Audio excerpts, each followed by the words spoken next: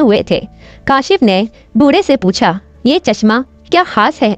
बूढ़े दुकानदार ने हल्की सी मुस्कुराहट के साथ कहा, ये कोई आम चश्मा नहीं, जब तुम इसे पहनोगे तो दुनिया को एक नए अंदाज से देखोगे।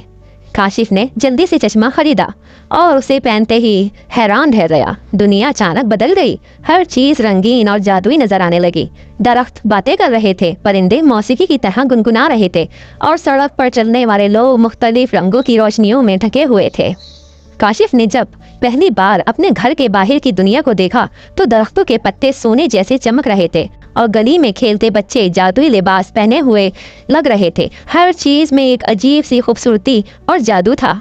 काशिफ एक बाग में पहुंचा जहां उसे फूल बातें करते नजर आए और एक गुलाब का फूल उसे बता रहा था कि मोहब्बत क्या होती है और एक सूरजमुखी जिंदगी में उम्मीद की रोशनी के बारे में सिखा रही थी। काशिफ हर जगह नई चीजें देखने लगा, मगर एक दिन